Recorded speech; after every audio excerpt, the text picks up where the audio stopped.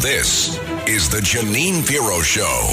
Now, here's Judge Jeanine Pirro. Welcome back to the Judge Jeanine Tunnel to Towers Foundation Show.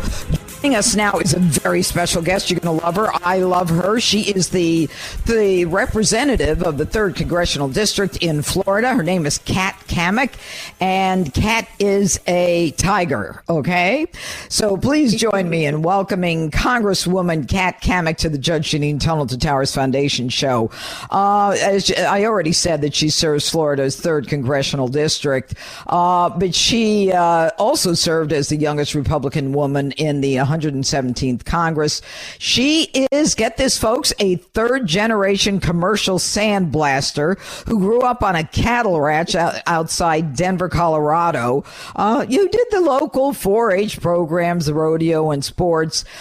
She's my kind of gal. She is motivated to fight and is never pulling any punches in Congress. So welcome, Kat Cammack, Congresswoman Cammack. I'm so excited to have you on today. You know, it is Sunday morning, but at the same time, we have witnessed the DNC for the last few nights. A lot of us haven't gotten the sleep we should have gotten, but I got to tell you, I felt like I was watching a Hollywood movie. And the cackling fool that was the vice president is now the brilliant presidential candidate ready to take on the criminal Donald Trump. What's your take? Yeah, I still feel a little bit nauseous after a week of nonsense coming out of Chicago. I mean, truthfully, we've always known what the left's agenda is, and, you know, it's dependency and control. That's all they want. They want Americans dependent on big government so that the true swamp creatures in D.C. can stay in control. But what I witnessed as an addition to that of always like, how do they do it? They take today's lie and they turn it into tomorrow's truth.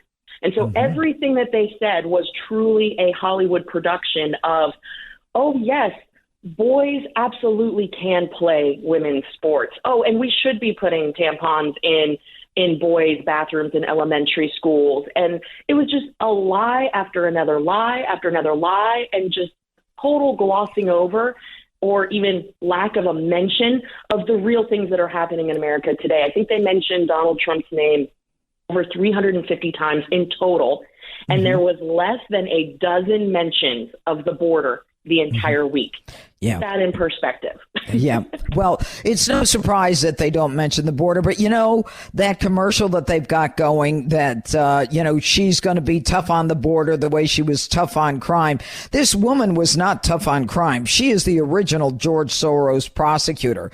Look, if you're a real prosecutor, you don't have your followers and yourself contribute to a bail fund to get everybody out of jail, who can then go on and kill and rape, innocent citizens. But in addition to that, there's no law enforcement DNA in her blood. The bottom line is that this is a woman who believes that criminals should be out. She has not gone after the criminals that they say that she has, and with the vigor that they allege. And, you know, this whole nonsense about how she's going to prosecute border crime. She's been in the White House for 3.5 years and has done nothing but cackle about it. I can't even say laugh. And, you know, I'd love to see a woman president. I would. I mean, I was the first woman, this, that, and the other thing. I get how hard it is. But this woman is a fool. She's a cackling fool. Absolutely. And, you know, I know you've been to my district. For folks listening, the judge has come to Gainesville, Florida. She stood in a dirt arena for hours and gave a barnstorming, fire-breathing speech. And my district absolutely adores you because you're a no BS type person. And people recognize and respect someone who is actually backing up their words with actions. Kamala, no way. She's had 3.5 years to be the AI czar, the border czar, all these things, and she has accomplished absolutely zero. They are incredible, intelligent, badass, remarkable women who are so accomplished around this country that I would love to see be president one day. She is not one of them. She absolutely has no business being near the nuclear codes. She has no business being in the position that she is because she has a track record that is effectively failing up It's like she was so bad in her current role that they just had to get rid of her somehow. And the only way to do that effectively was to get her into the next rung of the ladder. It really is amazing. To run on. Absolutely. It's so frustrating. It is frustrating for all of us to watch this and think about all of the strong women who could be there. But let's talk about the fact that, let's say, Kat, you and I are wrong. Let's say, that there's a lot of substance there. I mean, it's not as if she hasn't had a chance to show us over the last 3.5 years. But she won't even go out and have a press interview. And her party and the operatives, the political operatives in the Democrat Party think, well, that's just great. She's doing fine. Why make her? What do you think of that? Oh, gosh. No, that's laughable. I mean, again, you pointed out she has done absolutely nothing, and they've continued to message her entire platform of, on day one, I'm going to lower gas prices. On day one, I'm going to do this. She's had the time and the platform to actually do the things they're talking about, and she has chose not to. If there's any indication that her administration would be less transparent, more secretive, more corrupt than the current Biden, right? This is case in point. She won't talk to the media. She can't speak without a teleprompter. And that's what the American people need to see, is her with no teleprompter, no prepared notes. Does she have the capacity to go and answer the tough questions? Of course, you and I know that the media would never do that because they're complicit in manufacturing this Hollywood-esque, campaign that they're putting out there. It really is disgusting. And I think we have to be holding not just these people in the Biden terrorist regime accountable, but we have to be putting pressure on the media as well. Yeah, they are absolutely complicit in putting this all together. They're co-conspirators, the media, with the Democrat Party, and I expect nothing from them. I mean, the days of real journalism are over. Let's say we live in Pennsylvania. Okay, my dad was born in Scranton, Pennsylvania. Rest in peace. Anyway, fracking is very important to that state. She's absolutely against it, and now she's for it. So I see Governor Jared Polis from Colorado, and he gets on Fox. I think it was midweek, and he says, oh, no, these are her policies. And Bill Hemmer says, well, how do you know those are her policies or her reasons? He said, well, it's on her website. And Bill Hemmer just was stunned. He said, I looked at the website. There's nothing on it. And I mean, they gaslight, they lie, but does the average American care? Are people into this joy and hope and all this stuff? It doesn't put food on the table or gas in your tank. It doesn't make sure that Medicare is going to be there when you need it, when you're 65. I mean, are we that simple? I think after all our years involved in politics, you and I can agree that not many people go into the polling booth voting with their head. It's all about their heart and how that person makes them feel. And we saw that with Obama. They went in there, and I hear, my mom was a lifelong Democrat. I finally have got her over to the Republican side, but when I was being, raised, she kept telling me, I vote for the person that I think is going to do the best job, not necessarily the party. And she really is a good example of how so many Americans that are really in the middle, that maybe watch the news once or twice a week, that, they're just trying to raise their family and put food on the table. Yes. Those types of people are the ones that we need to be looking at and targeting with messaging. And the message that really resonates is, does the person at the top, does that person give you confidence that they are a good person and that they're going to take care of you? And the emotional side is winning out over the logical side. Well, so I keep telling all of my Republican friends, stop with the name calling, stop with the comparison of the rally size. That's all dumb. You have to really meet people where they're at. And the fear mongering from the left, it works. The name calling on the right, it does not work. We have to just stay focused on the kitchen table issues. I saw President Trump, Congresswoman Kat Cammack. I saw him, I think it was maybe Wednesday or I think Wednesday, he was with the state police, and he stood there and he was reading, we did this and we did this and we did this, and crime is this and illegal's this and illegal crime. And someone got to him clearly, and, or he was trying out the, no name calling, but it was no energy. And Donald Trump needs to be Donald Trump. Donald Trump needs to be out there and be a little animated, because just the way Kamala and the people on the left are like, oh, joy and hope and unity. Donald Trump, and he engenders a feeling of strength. Like, that's my guy. He's going to go out there and he's going to kick some ass, and Kim Jong-un and Xi Jinping and Putin better watch out, because there were no wars when Trump was president. And I didn't see that in the just reading along the facts. So I don't want people to crush Trump to the point where he's just a guy reading facts. No. And when I say no name calling, I'm not talking. You and I both know President Trump well, and you sit down and have a meal with that guy. He's funny. He's dynamic. He is just a lot of personality, and energy, enthusiasm. The guy's an entertainer. Yes. Yes, and Harris, she's just awkward. She is socially awkward. Oh, I love that word. I'm going to use that word, awkward. Oh, Kat, thank you. She's awkward. Awkward. Yes. Well, you saw it in her speech. Like, they were clapping, and she's like, okay, shut up now. I don't know what to do with my hands standing up here on stage. The teleprompter is already starting to run, and I can't, you could see it on her face. There was just that awkwardness of, she didn't know what to do. She very much reminded me of Ricky Bobby from Talladega Nights, that movie, where he's doing his first interview and his hands are going up and he's like, I don't know what to do with my hands. Yeah, I love it. But, when she lies and she says, Donald Trump he's going to get rid of Medicare and Social Security. I mean, Donald Trump said, I'm not going to tax your Social Security.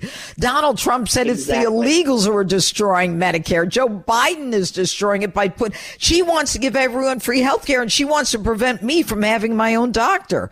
This is cuckoo land. Exactly.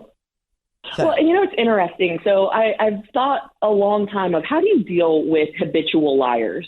Yeah, because tell that's me. Effectively what we're dealing with is they just can't help themselves. They lie and lie until it becomes their truth. And so I have this feeling, of women, we have grown up in our lives being told to talk a little quieter, don't take up so much space, and it's infuriating, right? Because it's kind of the pat on the head, talk down to, right?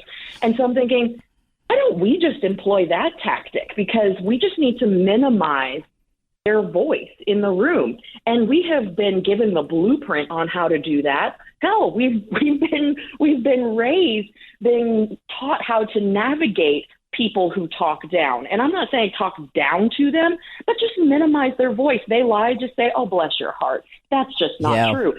And continue to just point out the inaccuracies, the lies, and then talk about what our vision is, because they are making it seem like it is going to be hell on earth if Republicans have the Senate, the House, and the White House. And it is going to be the most joyful, wonderful experience in the world if the Democrats have their way.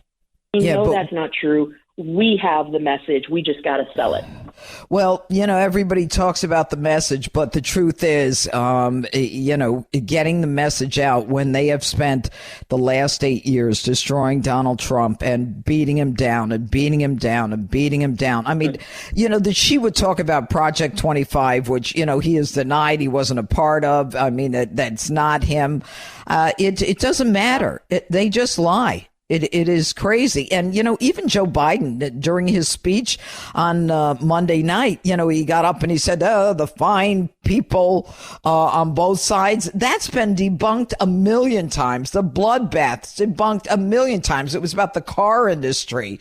Everything that Joe Biden, you could go chapter and verse. He just lied and lied and lied. But in the end, we've got to figure out how we can get this woman who was responsible, as far as I'm concerned, for the invasion of illegals and the crimes that are being committed against innocent American citizens. And Kat, I work in New York City in Midtown. It is crazy. The hotels, the Tren de Aragua, the gangs, it's crazy. And they are destroying the quality of life. And don't give me this, that's not who we are, baloney that Obama gave us. And yet she's never, ever said, reached out to the victim of illegal immigrants' crime, whether it's a homicide victim or rape victim. It's like she's just oblivious to it, but she wants you to think she's a caring prosecutor. Well, not only have we seen the 10.5 million illegals cross over, which, I mean, you've heard me say this before, Judge. I cannot bring myself to call Joe Biden commander-in-chief. He's the trafficker-in-chief. I've been to the border 9 times, and I've seen little girls who have been so viciously raped by coyotes that their vocal cords have given out from screaming. I mean, it is some of the most heartbreaking situations that you can imagine happening on our soil under their watch. Exactly. And on top of that, there was that new DHS report that came out that over 280,000 unaccompanied children that were in the care of HHS, Health and Human Services, not accounted for. And we've been raising the alarms on this, saying these kids come in with phone numbers written in Sharpie on their arms, and it's the same phone number for hundreds of kids. Who do you think you're sending them to? We're literally just watching the Biden-Harris regime complete the trafficking circle.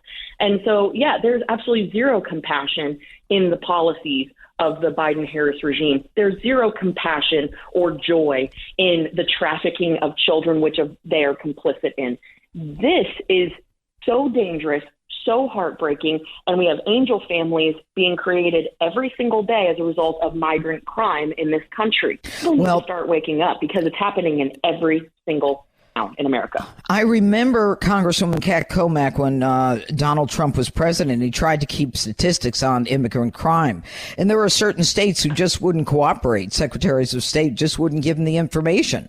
And, we're supposed to believe that everybody comes here for a better job. And a lot of them do. A lot of them do, for a better life, a better job. But you know what? I'm happy for you. What about the people waiting in line who hired a lawyer, who are waiting their turn, who swear allegiance to the United States, who want to come here and pay their taxes? They're waiting in line too. Why are they at the back of the line? I mean, I used to swear in newly naturalized citizens. It was the happiest day of their lives. They were invested. These people are not invested. And so when you've got this trafficking of these children that you talk about, I mean, I knew this years ago when I went down to the border. They were telling me that NGOs are picking up these kids. They're not even taking DNA. They're not taking fingerprints, just letting the kids go through. And by the way, it's not 10 million. I would bet my house it's not 10 million. We're not even including the CBP app where they're flying them in from other countries. How insane is this? How crazy is this? I think it's so absurd that it's reached a fever pitch where American people find it hard to wrap their head around it. All right, everybody. Congresswoman Kat Cammack, she's terrific. She's a fighter, no nonsense.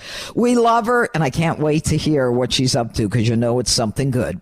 And never forget, that's the commitment we made on 9/11. Honor it by donating $11 a month to the Tunnel to Towers Foundation at T2T.org. That's T2T.org. And up next here on the Judge Jeanine Tunnel to Towers Foundation show, I will gavel out with my closing argument. It's all coming up here on the Red Apple Audio Network. This is the Judge Jeanine Show.